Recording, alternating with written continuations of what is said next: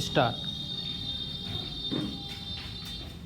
पिछले कुछ वर्षों से देश के विभिन्न हिस्सों में हिरासत में मौत की घटनाओं का मसला चिंताजनक रूप से उभरकर सामने आया है।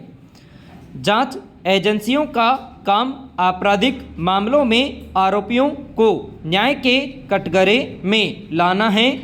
दोष साबित करने के लिए सबूत जुटाने की जिम्मेदारी भी उन्हीं की होती है। ऐसे में आरोपी को हिरासत में लेकर पूछताछ करना जांच प्रक्रिया का हिस्सा है, मगर इस दौरान आरोपी की सुरक्षा का दायित्व भी संबंधित जांच एजेंसी का ही होता है। सवाल है कि अगर पुलिस या अन्य जांच एजेंसियां अपने इस दायित्व को सही तरीके से निभा रही है तो आए दिन हिरासत में मौत के मामले क्यों सामने आ रहे हैं?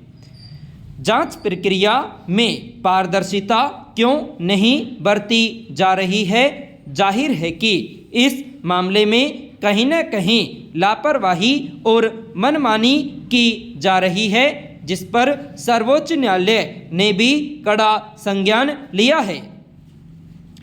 शीर्ष अदालत ने राजस्थान में 8 माह के भीतर पुलिस हिरासत में 11 लोगों की मौत हो जाने का हवाला देते हुए मंगलवार को कहा कि हिरासत में हिंसा एवं मौत व्यवस्था पर एक धब्बा है और देश अब इसे बर्दाश्त नहीं करेगा। पैरा। यह सच है कि लोग जांच एजेंसियों पर कम और न्यायपालिका पर ज़्यादा भरोसा करते हैं, मगर न्याय प्रक्रिया शुरू होने से पहले ही अगर किसी आरोपी की हिरासत में मौत हो जाती है तो निश्चित रूप से न्याय की भावना को चोट पहुंचती है।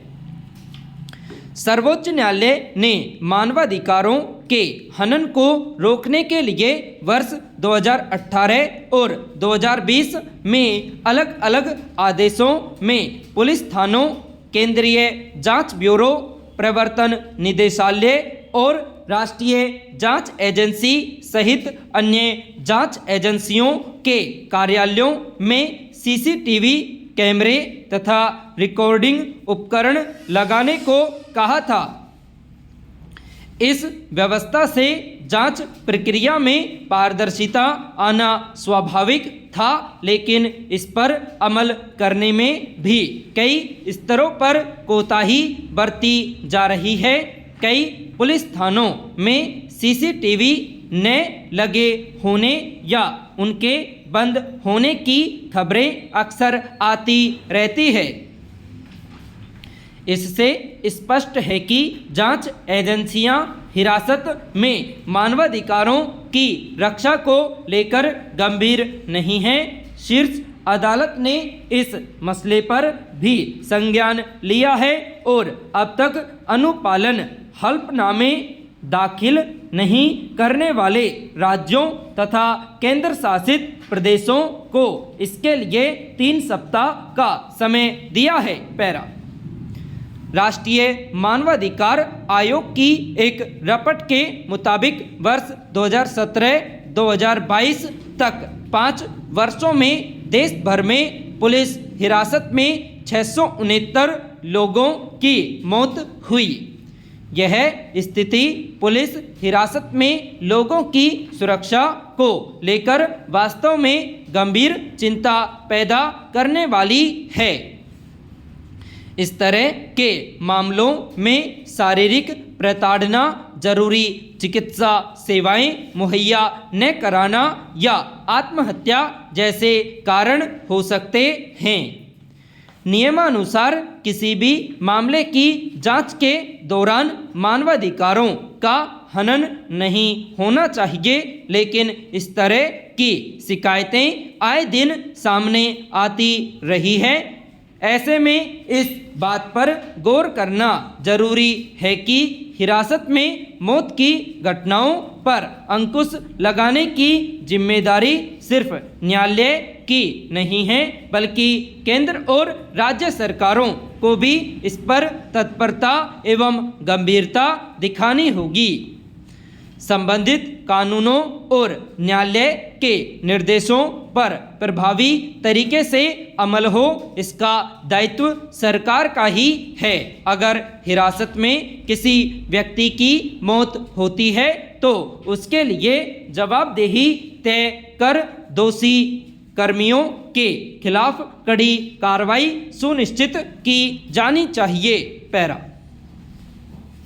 सोने के आभूषणों की चाहत कर हर किसी को होती है, मगर इसकी कीमतों में आए दिन जिस तरह का उछाल देखने को मिल रहा है, उससे समाज का एक बड़ा वर्ग सोने की खरीदारी करने की हैसियत से बाहर होता जा रहा है।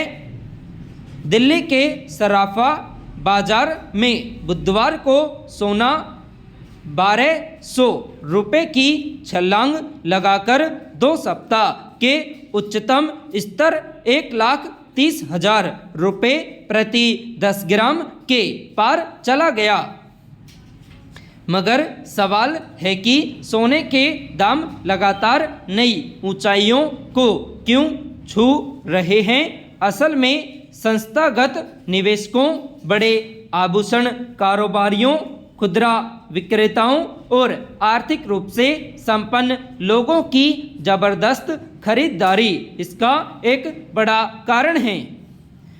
इससे मांग बढ़ रही है और आपूर्ति कम होने से दाम आसमान छू रहे हैं।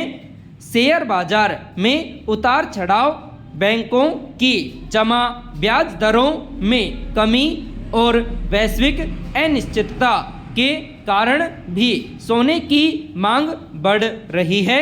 यह सच है कि कुछ लोग सोने की खरीदारी को सुरक्षित निवेश मान रहे हैं, लेकिन इसके बढ़ते दामों का बाजार और अर्थव्यवस्था पर दूरगामी प्रभाव पड़ सकता है। पैरा, यह एक नया परिदृश्य है जिसमें सोने को अब सुरक्षित और स्थिर निवेश के रूप में देखा जा रहा है, जबकि वित्तीय निवेश तंत्र और मुद्रा में लोगों का भरोसा घट रहा है।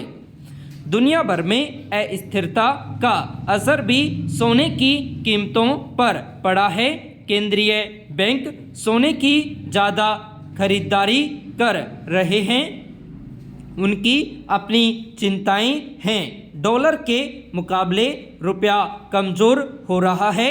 तमाम आशंकाओं और अनिश्चितता की पृष्ठभूमि में अगर सोने की खरीदारी बढ़ रही है तो इसके पीछे की चिंता को समझा जा सकता है। लोगों को लगता है कि अन्य निवेश के मुकाबले सोने में फ़ायदा है। इसके दाम अंतर्राष्ट्रीय बाजार से तय होते हैं, लिहाजा इसमें किसी का सीधा हस्तक्षेप संभव नहीं है, मगर वैकल्पिक बंदोबस्त किए जा सकते हैं। जब जब सोने के दाम बढ़ते हैं, महंगाई भी बढ़ती जाती है। चिंता की बात है कि सरकार इसे गंभीरता से लेती नहीं दिख रही है, जबकि सोने में तेजी आई महंगाई बढ़ने का ही संकेत है।